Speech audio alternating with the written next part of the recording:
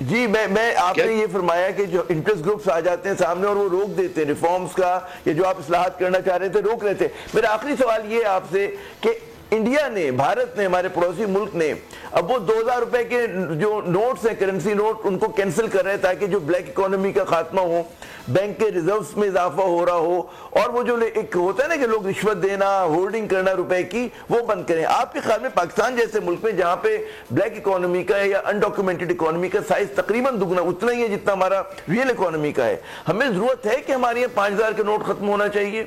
آپ دیکھیں پاؤنڈ، آپ کو 50 پاؤنڈ سے بڑے کوئی رقم نہیں ملتی ہے، تو دنیا بھر میں بڑے نوٹ اب نہیں چل رہے. جی دیکھیں عامر ضیاء صاحب، اگر آپ کو یاد ہو تو بیئرر بانڈ میں نے ختم کروایا تھا.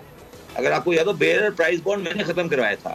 اور آپ کو یاد ہو تو میں نے پاکستان میں مہم چلائی تھی کہ 5000 کا روپیہ بند کیا جائے. میری اگر آپ 2021 سے 22 کی دیکھیں، میں نے پوری ایک موومنٹ چلائی تھی 5000 روپے کے بند کرنے کے لیے. اور میں انفارچونیٹلی، ویری انفارچونیٹلی یہ کہتا ہوں کہ اس مہم میں ان کو چھوڑ دیں جو ٹیکس چور ہیں، کسی بھی پاکستان کے پڑھے لکھے آدمی نے اس وقت میری سپورٹ نہیں کی. میرا مسئلہ یہ ہے تھوڑا سا کہ میں ذرا بات تھوڑی پہلے کہہ دیتا ہوں، ان کو تھوڑی بعد میں سمجھ آ جاتی ہے. پاکستانی میں جنرلی لوگ تھوڑے سلو ہو گئے ہیں.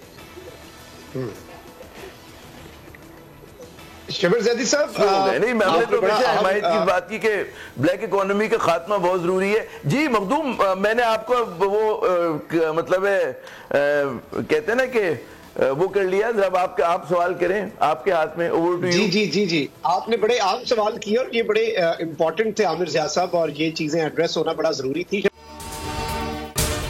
اگر آپ کو یہ ویڈیو پسند آئی ہے تو سبسکرائب کریں اور بیل آئیکن پر لازمی کلک کریں.